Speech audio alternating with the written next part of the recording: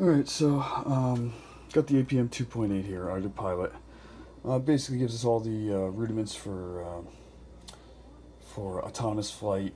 So like we just like we give this thing a flight plan out ahead of time. It understands we program it and calibrate it to understand the capabilities of the control surfaces, the power plant, everything like that, the aerodynamics of the craft, the airframe or whatever, and it can make decisions and for the most part, fly on its own, everything like that, and also be very robust as far as durability and low cost and as far as low power draw. So this forms the base of so this is basically the flight controller. This is basically the base of the autonomous flight and everything like that. Now, additionally to like when we so in each profile, you have the options of you have so many different types of control surfaces. You have different servos connect. Different types of power plants, multiple power plants, whatever like that. Uh, uh, and from there, so we would program it. Say you have 12 servos operating that function. Whatever it is as far as the wings moving or control surfaces moving, whatever like that. Um, we would be able to program it on the software side, calibrate on the software side, so it knows which servers are which. It knows what they do, and then it can act accordingly while it's in controlled flight. The servos themselves, so little known fact, most servos have, even say like 90-degree servos, whatever like that. They have the whole range of motion. What you can do is you can write to the metal, so you can screw with the firmware and change, what degree of motion it thinks it has, and it can't go out of that because the servo mechanism itself, the little tiny brain in there believes that it only has this certain amount of motion like that. It doesn't think there's gearing there for anything else, and it won't go out of that. Um, we can kind of program rewrite the firmware slightly on the servo and dial that into it. Doesn't have the capability. It can't go outside of that range of motion.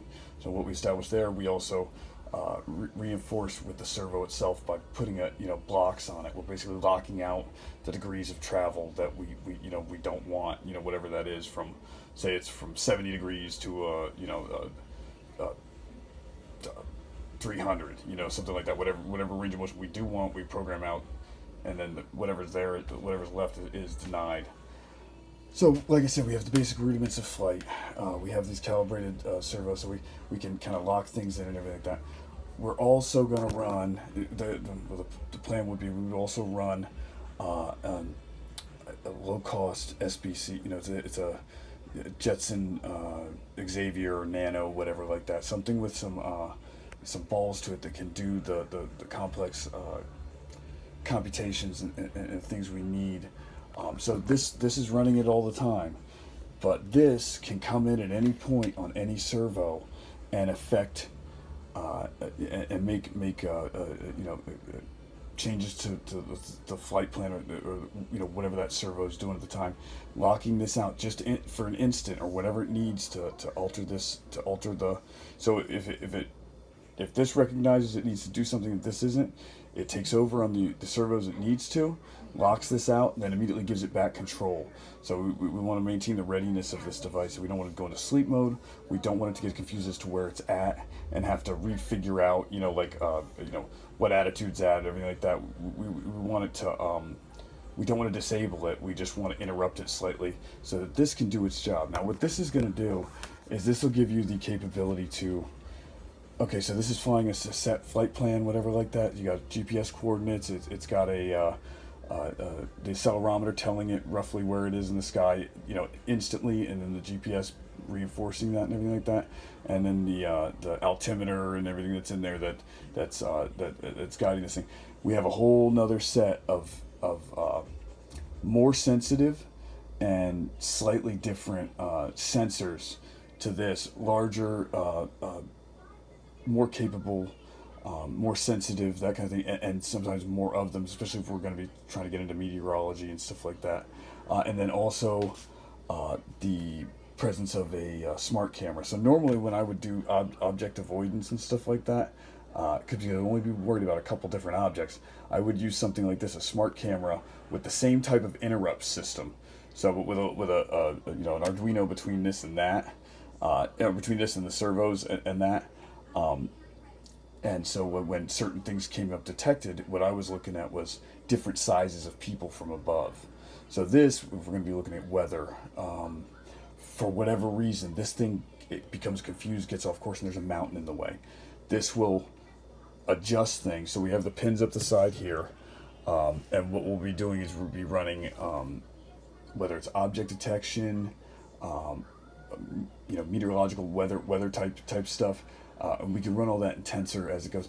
We don't want to be running it necessarily all of the time. It's power intensive, it creates heat, everything like that. But what it does do is it gives you the capability here. So, you know, this is doing what it does. It's very robust, it's very cheap, everything like that. And then we are able to adjust it using, we're not able to adjust it.